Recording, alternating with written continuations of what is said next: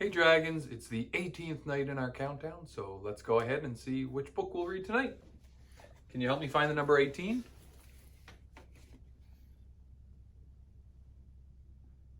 There we go. So, it looks like tonight we'll be reading Moana. All right. Okay, let's dive right in. Moana.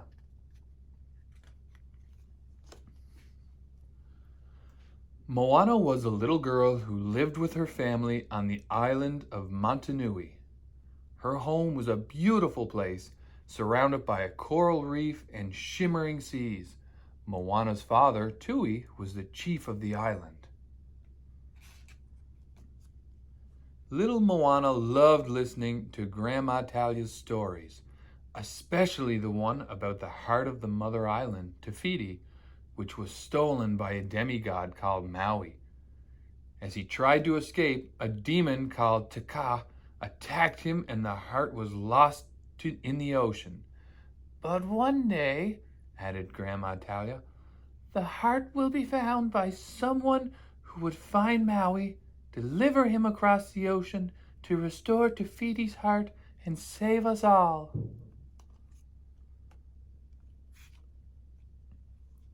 Later that day, Moana followed a trail of shells along the shore. Suddenly, the ocean magically parted and she saw a small stone with a spiral on it. Moana grasped it. Just then, Chief Tui arrived. The ocean quickly whisked Moana back to shore and she dropped the stone as Tui took her back to the village. The years passed, and when Moana was 16 years old, her father took her to the island's highest mountain. One day, said Tui, you will be the next chief of Motunui. Moana wanted to make her father proud, but she couldn't help wondering what might be out there beyond the reef. Later, Moana saw Grandma Talia, who took her to a secret cave. Inside, Moana gasped in amazement. It was filled with sailing boats. The boats belonged to her ancestors. They had been voyagers. Grandma Talia told Moana the great darkness made the ocean too dangerous to sail, and so her ancestors forbid voyaging. She then revealed the same spiral stone Moana had dropped years ago and told Moana she had to find Maui and restore the heart of Te Fiti. A little while later, Grandma Talia soon became very sick. With the last of her strength, she whispered to Moana, "Go." Moana sailed past the reef, but a storm rose up. Wham! A giant wave crashed on top of her and everything went black. When Moana finally woke up, she was on a strange island.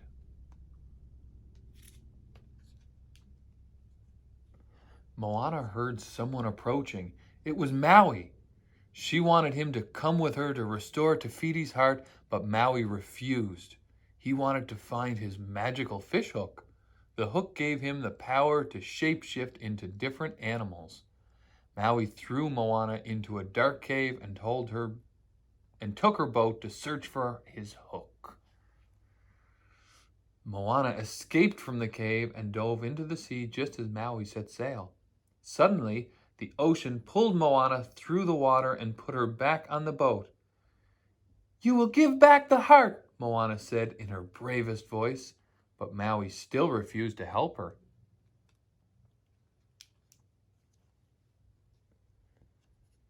As Moana and Maui argued, they were attacked by kakamora, little creatures dressed in coconut armor. They escaped, and Maui finally agreed to go with her, but still insisted he would need his hook. Maui knew Tamato, a giant crab who collected treasures, had the hook, and that he lived in the realm of monsters, Lalotai. The next morning they reached Lalotai and entered the monster's realm. The two found themselves in a dark cavern when Moana saw the hook, and Tamatoa. Thinking quickly, Moana threw the shiny heart of Te Fiti towards Tamatoa, who scrambled to grab it. Then Moana opened her hand to reveal the real heart. The giant crab had been tricked. Maui grabbed the hook, and he and Moana escaped from Lalotia.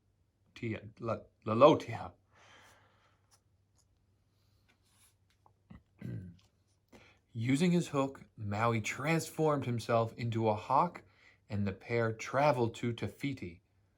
As they approached the island, Te Kai appeared and knocked Maui from the sky. Moana caught Maui as Te Kai's fist slammed downward to crush their boat. At the last second, Maui raised his hook to block Te Kai's fist.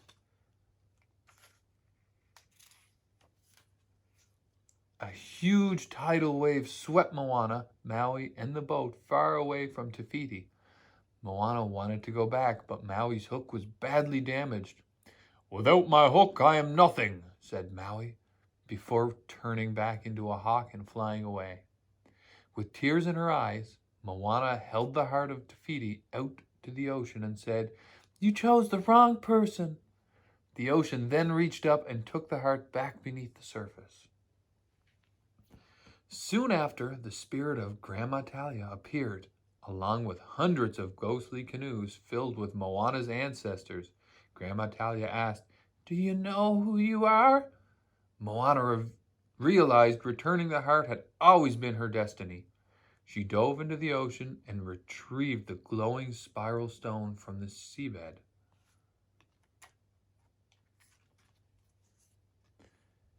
Back on her boat, Moana headed back to Te Fiti. Te Kai was determined to stop Moana and raised its fist. But just before it struck, Hawk Maui flew out of nowhere to take the blow. While Maui and Te Kai fought, Moana reached Te Fiti. But instead, she found an empty crater. The mother island was nowhere to be seen. Not knowing what else to do, Moana began to sing the ancient song of her ancestors. "Know who you are," Moana chanted. Suddenly, Te Kai swooped down, coming to a stop in front of Moana. The young girl bravely pressed her forehead to Te Kai and placed the heart into a glowing lava spiral on the creature's chest.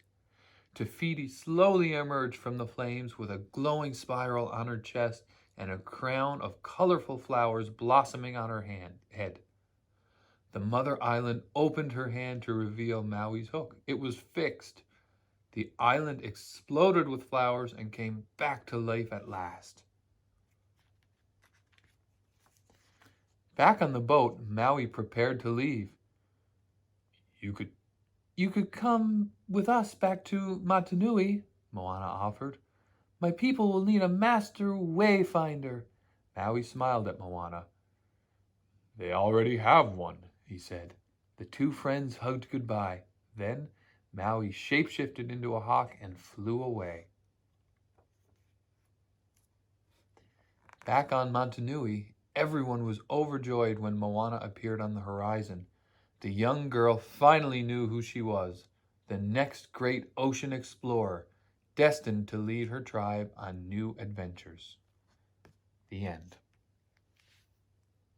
Well, I hope you enjoyed tonight's book, and we'll see you again tomorrow.